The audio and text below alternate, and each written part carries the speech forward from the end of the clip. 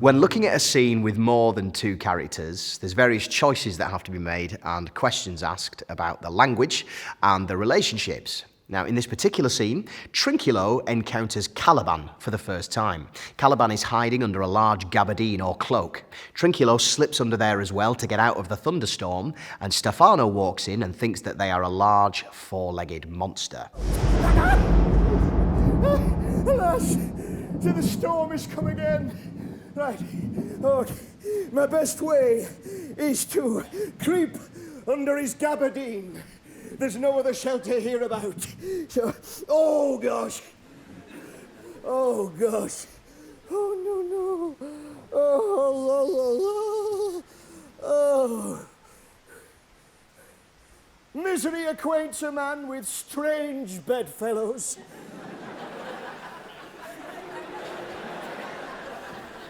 I will here shroud till the dregs of the storm be past. I shall no more to see. Here shall I die a sore. When looking at a moment with more than two characters, there's loads of things you can look for to help you understand the action. Oh, mercy! Mercy! This is some devil and no monster. I will leave him. I have no long spoon. Stefano, if thou beest Stefano, touch me, speak to me, for I am Trinculo. Be not afeared, thy good friend, Trinculo. If thou beest Trinculo, come forth. I'll pull thee by thy lesser legs. If any be Trinculo's legs, these are they. On this side. Thou art very Trinculo indeed. When I'm looking at a scene like this for the first time, there's various things that I specifically like to look for. Contemporary references and humour. So are there any jokes or gags in there that the audience might understand? If not, how can I help them to understand them?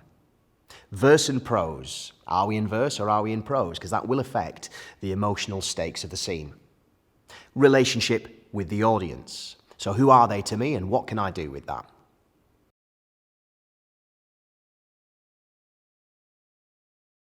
Do you think about it being funny, or do you just go for the truth of it? How do you translate 400-year-old Elizabeth Jacobean humour? Yeah, I've revealed my response, haven't I, with that laugh? This helps me. This image helps me. That in a way, I sort of think of Jacobean humour, or I should say, Shakespeare's. Comedy writing as being a little bit like 400-year-old buildings. They both need a bit of scaffolding, a tiny bit of ad-libbing around some of the language and some of the jokes. You can break through it and allow the audience to enjoy it. One of the first 3 lines I have when I walk on, I break it, at your suggestion actually, and engage with the audience, accusing one of them of having broken wind, which immediately lets them relax because they go, oh, this guy's going to talk to us. I hear it sing i' the wind. Oh, God, the wind. Whew. Is that you?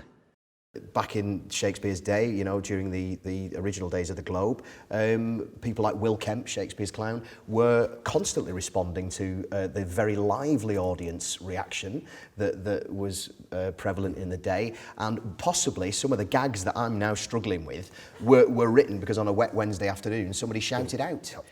And it's not funny anymore. And it's interesting, isn't it, that Hamlet, in his advice to the players, says, let not your clowns say more than is set down for them. Brilliant. He's kind of saying, which clearly indicates that the clowns used the speeches as a jump-off point for their own stand-up comedy in a way. We have 2 speeches. We have Caliban, who has been sent to gather the logs, is being tormented by the spirits, has a verse speech in which he talks about how his feelings of being tormented, and then another person who feels deeply tormented arrives and gives a great long prose speech. Whenever I come to Shakespeare, it's sort of detective work, trying to find out as much information that might help. And I found that Kali was a Greek word meaning beautiful, and ban, obviously, to be prohibited from things beautiful. And I thought that was sort of Caliban's story, really. Sometime am I all wound with adders, who with cloven tongues do hiss me into madness. Oh, God! Now, lo, here comes a spirit of his, and to torment me for bringing wood in slowly, I'll fall flat. Perchance he will not mind me. Here's neither bush nor shrub to bear off any weather at all, and another storm brewing. Caliban's set up very specifically Yeah. in verse, and then what does the prose do? Well, I've always understood, and correct me if I'm wrong, but I've always understood prose to be a kind of heightened formality. So to be a very deliberate way of speaking, almost choosing your words. Now, in a way, I would have expected Trinculo to speak in verse because he's frightened, he's under pressure, he's in a new place, he's being quite emotive. But one of the choices I've made for the role is that he is always on show. Being a clown in day-to-day life means that he is consistently trying to entertain. The prose, Yeah. it does give him a greater freedom in a way, doesn't it? Verse Yeah. is to some extent quite restrictive. There are beats that you need to hit.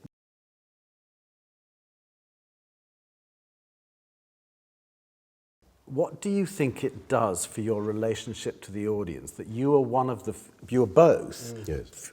two of the few characters in the play that talk directly to us? What for Caliban, what does that do? And a lot of things are said about Caliban, and a lot of them are kind of sort of derogatory and demeaning and offensive.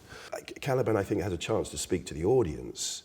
There's an intimacy, and it's like, I'm going to share with you my deepest thoughts and be the most honest. Trinculo individually goes through so much in terms of fear of his circumstances, delight at bumping into Stefano, disgust at the fact that he's been usurped by this toad. There is so much to share, and I suppose, again, like Joe said, it forms an intimacy with the audience, and I think we have to be quite bold about that, and I think we are quite bold about that, aren't we?